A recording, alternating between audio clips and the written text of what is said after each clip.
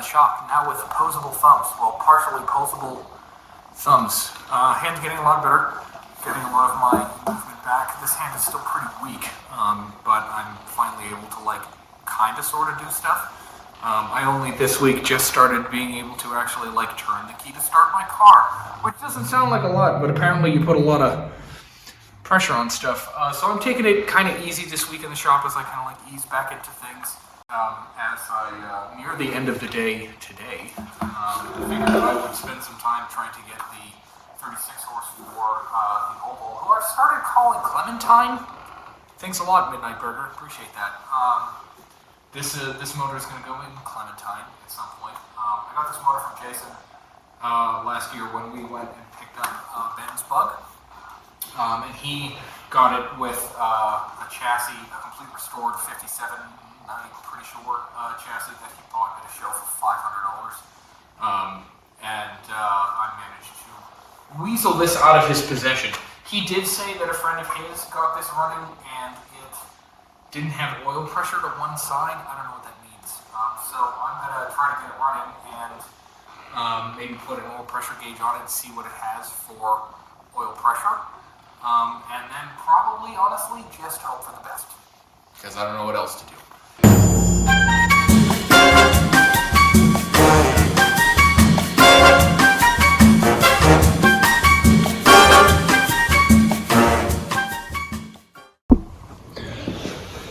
Alright. Sometimes I like to make a list of things that I gotta do. I'm gonna see how well writing goes for me. 36 horse. Start. I noticed that the wire for the points, there isn't one going from the distributor to the coil. So I've got to make a points wire and check accelerator pump. Oh, I need to figure out how to set up a 6-volt starter. So I've got a 12-volt bell housing, or a bell housing that's set up for 12-volt. That's kind of going to be it. I'm going to assume that if Jason got it started, that this is already timed right, so I'm not going to touch any of that. It's got oil in it that looks pretty fresh. No, you know what? Turn over by hand. I haven't done that yet. By hand, and the reason why I want to do that is to make sure, because it's been sitting for a while, I want to make sure that it's not binding up on anything, that everything is moving the way that it needs to. So I'll do that first, and then we'll get into the other things. Alright, I took the front tin off here so that I can fit my ratchet on, so I didn't have to do it with an adjustable wrench.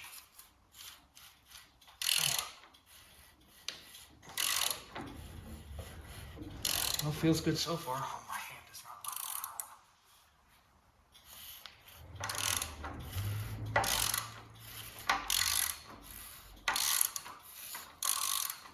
Alright.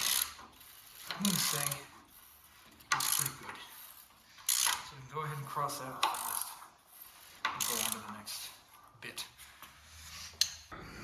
Alright, so I got the wire in for the points. Decided to check the accelerator pump. While I was filling the bowl, I noticed that these two screws started to get wet, so I think the gasket's leaking back here. But also, it looks like the accelerator pump is leaking as well, which may or may not attribute to the, come on, focus, the kind of crappy, I don't know if it's supposed to be like that or not. I wouldn't be surprised if it is. But I'm going to try to tighten these guys up, maybe loosen them and tighten them again and see if I can get that to seat a little bit better, because I don't have one of those. Once I do that, then we can start trying to figure out how to get a starter on this thing and maybe try to crank it. So the issue that I was facing is that the bushing for the starter that goes in here for a 6-volt starter is a lot bigger. The inner diameter is a lot bigger. And in order to use, they make adapters so that you can use a 6-volt starter on a 12-volt bell housing. And the bushing that goes in there is like paper thin. So what I did was, I just took the bushing out. And we're just going to run it without the bushing. I know that's a bad idea. I'm aware that it's probably not even going to work. But I don't have a better idea or any other parts, so that's what we're going with. That's what we're going to try. Can't hurt to try. Maybe it can. I don't know. I feel like I've done this before, and it ended very badly. So I've got my super safe OSHA-approved test stand together. Yeah, that's a nice touch. I like that. So I'm gonna just make sure I can even crank this thing with the panel, and as long I'll let it crank a little bit to build oil pressure, and then we'll turn the ignition on and see what happens. All right, test crank, main power on. I should probably actually connect the battery. Dingus. Okay, sparkles. Right, crank.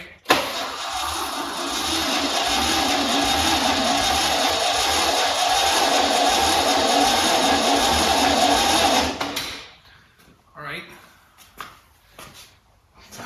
Let's see what happens. I'm probably gonna have to hold that closed and do this guy and hope I don't get shocked to death.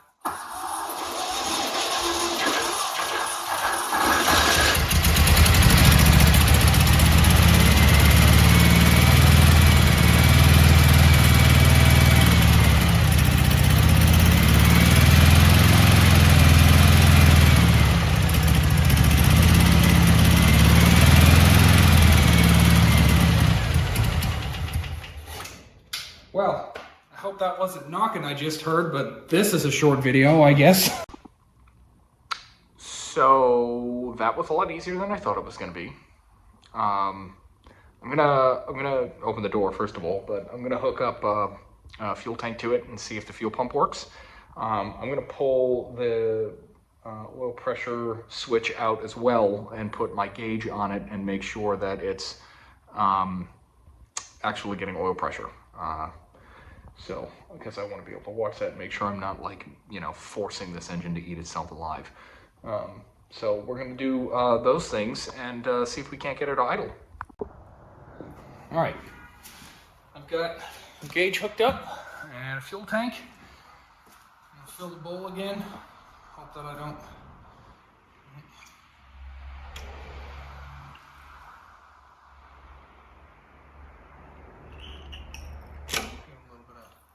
sauce. All right, that's going yada yada yada. This guy, that guy. What's this?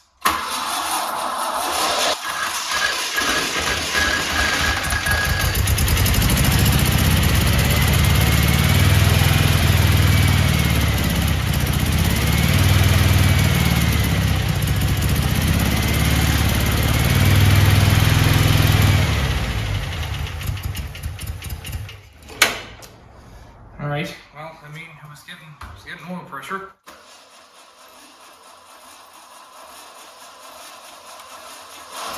right. You know what? I bet that's.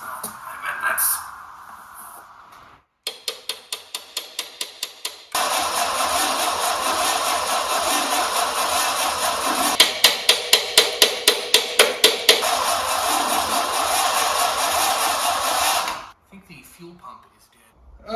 Okay, so how do I want to play this game? 13, because all 13, but I vaguely remember being something stupid, like a 14, you know, or a 12. Oof. Had pretty good oil pressure while I was running it. It looked like it got up to almost 50. Oof. Oh, that's clear at least. Here, my pump is toast. Well, I don't know if you can see that, but I've got a wet spot. That is definitely oil. And I'm wondering if it isn't a cooler seal that blew. It's just kind of blowing around the fan shroud. But I also noticed, where did I notice it? Is it in the back? Where'd it go? I saw some little fluffies coming out from between the the cylinder tin and the shroud, and then looking down here, I've got a rat's nest on top of these cylinders, so I'm gonna end up having to pull all of this apart so that I can get that out. I don't want to run this anymore until I know that it can keep cool. And having a rat's nest on top of there blocking the top of the cylinders is not going to allow good cooling. So I'm going to wheel my other 36 over here and get the pump off. And then I'll start pulling this apart and clearing the nest out and seeing if I did in fact blow a cooler seal. And hopefully I've got something around here that'll work.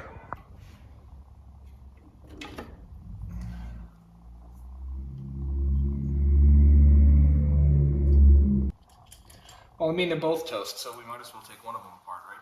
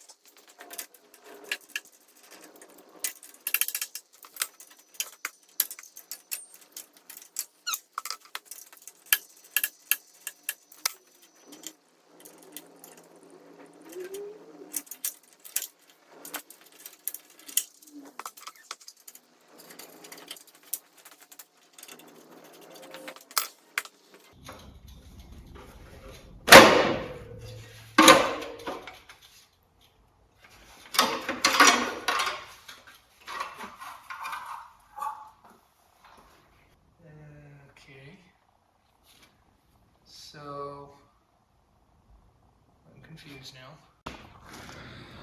So, the oil leak that I thought I was concerned about, I don't know if you can see the wetness kind of like right there. That's kind of coming down to each cylinder. It doesn't come beyond here, and around the base of the cooler is dry. So, I'm still unsure about where that is coming from. Yeah, that's not good. Is that a dead one? No? So I got to get all of that out of there. I'm going to try to do it without pulling the intake off. Luckily that side's pretty good. Unfortunately, that's the side that stays the coolest. Number 3 gets really, really hot. So there's not a lot of cooling that there's not a lot of stuff I got to pull out over there aside from the shells and things, but all this nonsense I got to get out of here. May do that today. Maybe we'll wait till tomorrow. And then I decided that since both of these pumps are trash, I'm going to pull them apart, pull one of them apart and see what the deal is, see if I can get a rebuild kit and try to do it. Is that a dead one? And then just fuzzies, different fuzzies. Oh God, I hope the heads aren't eaten up. All right. Oh, things are happening. Went pretty good though for a second.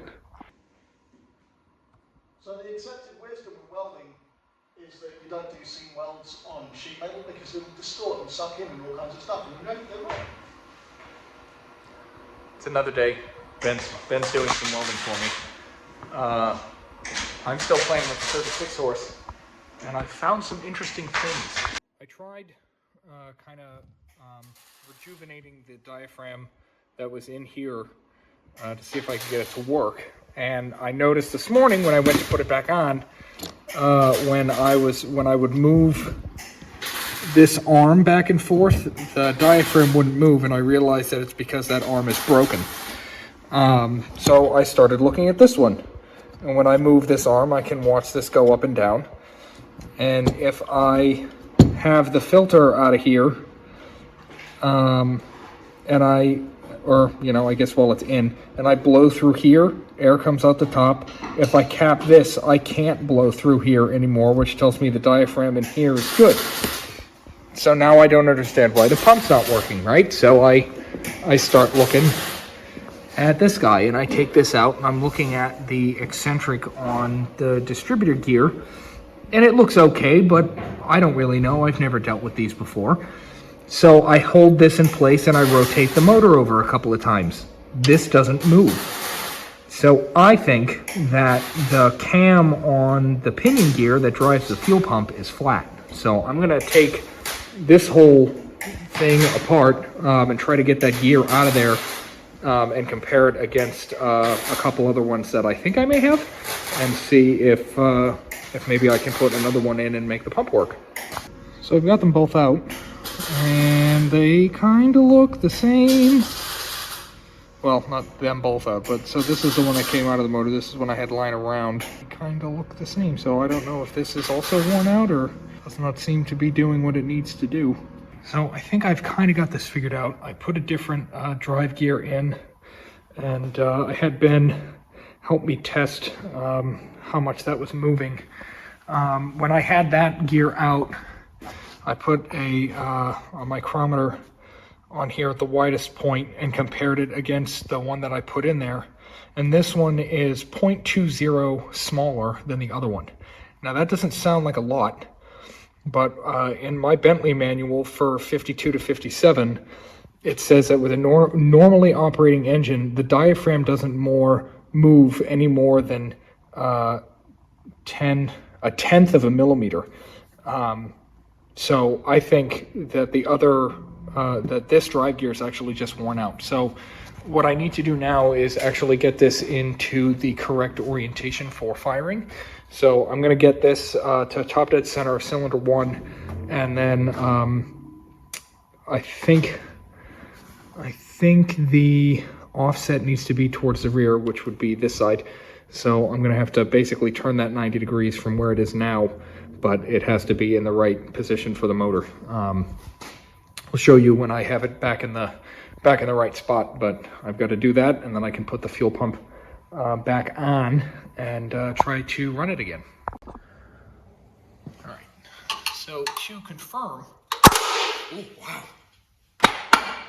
that we are in fact on cylinder 1, you want to have a look at the valves, see what they look like when they're moving. Now, I can kind of already tell that I don't think I'm actually on cylinder 1, simply because the number 1 exhaust is kind of closing, and it looks like the intake on number 2 is opening. Let me get a different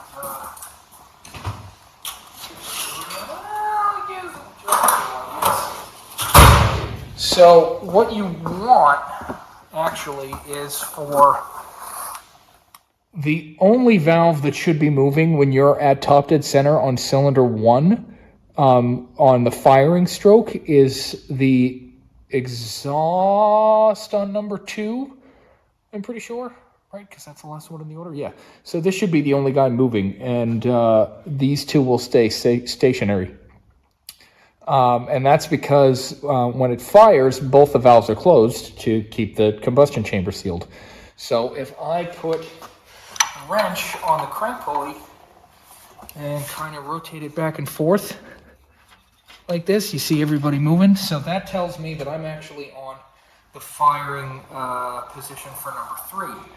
So if I go back,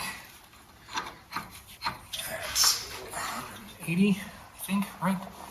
And if I go, do I have to do one more? Yes, I think so.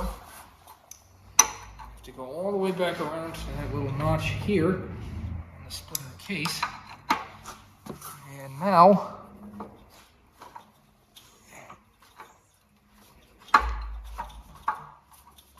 well, that's the only guy moving, but it looks like cylinder 1 is open. Why is that? I might have to go get my manual, because this is now looking unfamiliar to me. So I was right, thinking that both valves are supposed to be closed at top dead center for firing. And I just rotated this over a whole bunch. This valve does not move. This is really turning into a whole thing. So I'm going to open up a can of worms here. I'm gonna take the rocker off and have a look at that valve. I'm hoping that it's just stuck. Maybe I can tap on it a little bit and kind of get it out of its place. I really don't want to have to take these heads off. Ugh. So the interesting thing that you're going to see in a moment here is with 36 horses, the lifters are actually part of the push rod. So I can, in fact, replace the lifters without pulling the heads off. So now that valve is closed. So that's good, I guess, maybe, because I ran it that way. All right, so this moves very nice and easy. This moves really nice and easy. This moves, for the most part, pretty easy. This guy, not so much. This won't move at all. So I gotta try to... Oh, great. So I'm still struggling to get that out. And I've got a fabulously bad idea. I've got a slide hammer with one of these guys. I'm gonna try to slot that out so that I can fit the push rod in here. I'm gonna have to clearance here a little bit to have enough room for the head. And then I'm gonna try to put this around it and maybe just do a little tippy-tappy to get it out. At least that's the plan. So I'm gonna whip this up and see what happens. All right, well, I've kind of did what I needed to do to this. It kind of fits, so we'll see how well this does. I tilted the motor up like this and kind of sprayed some PB Blast on there to try to get this to loosen up some.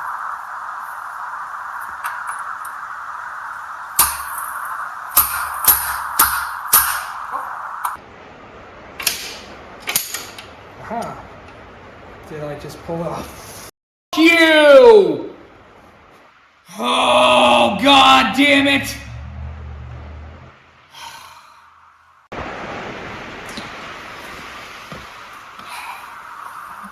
if you recall, when I started this and I took one of the push rods out, it had a lifter on the end. This is the one I was trying to get out. So it would appear that the lifter is still inside the case, which pretty much means I've got to split the case on this now in order to get that lifter out.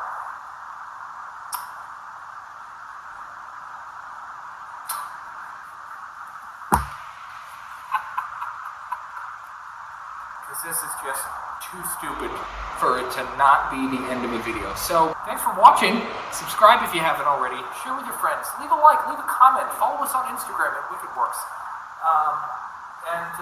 Come back next time for this nonsense. As always, thank you. See you at the next one.